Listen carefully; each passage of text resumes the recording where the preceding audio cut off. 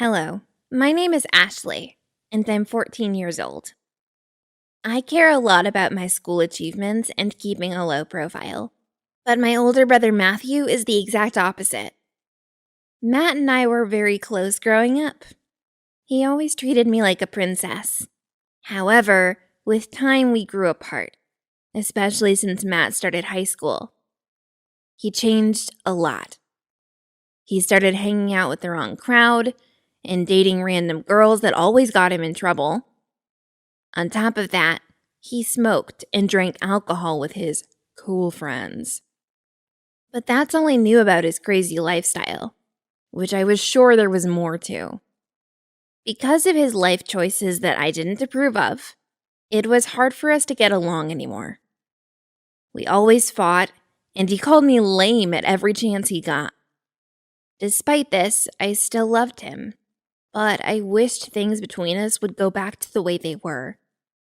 With that hope, days went by as we grew further apart.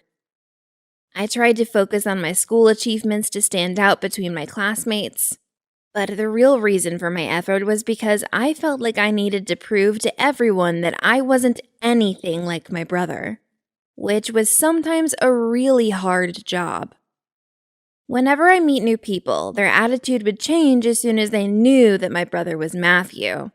Most times, that was enough of a reason for them to stay away from me. However, I didn't really mind, and I kept myself isolated and didn't socialize much. Until one day, my brother's bad choices somehow managed to ruin my life. It started as a normal day. I got up in the morning, had breakfast with the rest of my family, and went up to get ready for school while Mom made us sandwiches. I arrived at school and was excited for my first class of the day, which was biology. Miss Andrews was one of my favorite teachers at school, and I always tried to impress her with maintaining an excellent performance at her class. Typically, Mrs. Andrews would check our homework, which of course I didn't mind because I was always prepared. I opened my backpack and looked for my notebook. Something felt different. The bag smelled funny, and my stuff was not in there. I started taking out the things in the bag as I was realizing that this bag was not mine. It was Matthew's stinky bag. Ugh! How didn't I notice that I was carrying his bag? My mom's idea of getting us both the same black bag she found on sale has definitely proven its failure. With all these thoughts going through my head, I didn't notice that everyone was staring at me. They all looked shocked as if they saw a ghost.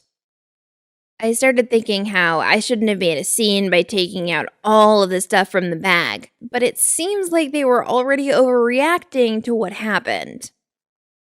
I looked at Mrs. Andrews, hoping that she'll say something to take the attention away from me, but instead she looked horrified as she was staring at my desk.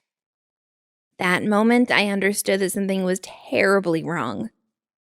I looked at my desk where I had piled all the stuff from the bag, and on top of them, there was a stash of white pills that were divided into small transparent plastic bags.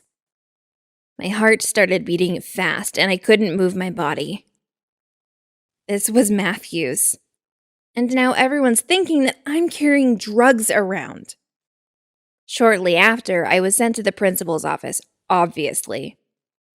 The principal asked me if the drugs were mine. With a shaking voice, I answered yes. I don't know why I took the blame, but I couldn't bring myself to tell on my brother. The principal looked disappointed and said, "Turns out you're just as bad as your brother." My parents arrived within a few minutes, and after they spent 2 hours in the principal's office, they got out, looked at me in a way that I'll never forget, and my mom said, "You got expelled from school. Bravo, Ashley. We're proud of you." The principal thankfully respects us, and this is why the scandal only ended with expulsion. During the ride home, my parents were very angry. They kept screaming at me and blaming me for becoming one of those. They said they had always thought of me as the good child, but now I proved that wrong. I think my parents were never as angry in their whole life. They said I was their hope, and now I ruined their reputation in the town, too. And they wish they could know what they did wrong raising me and Matthew. They didn't stop listing all the reasons in the world to be disappointed. I was heartbroken, but said nothing. As soon as we got home, I had only one thing in my mind. I rushed into Matt's room, fuming with anger at him. I slammed the door shut after I entered and simply started to cry and shout at him for putting me in this position. I explained to him that I took the blame on myself because everyone was giving him a last chance to behave, and I didn't want him to lose everything. It was the first time in several years that I look into Matthew's eyes and I tell him that I love him.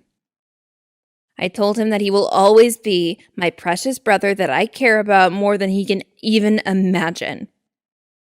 Matthew's eyes filled with tears as he came up to me and hugged me. He apologized and promised to change all his lifestyle and focus more on what matters. That was his thank you, and I couldn't be any happier. What happened after that was a good result of a very bad situation.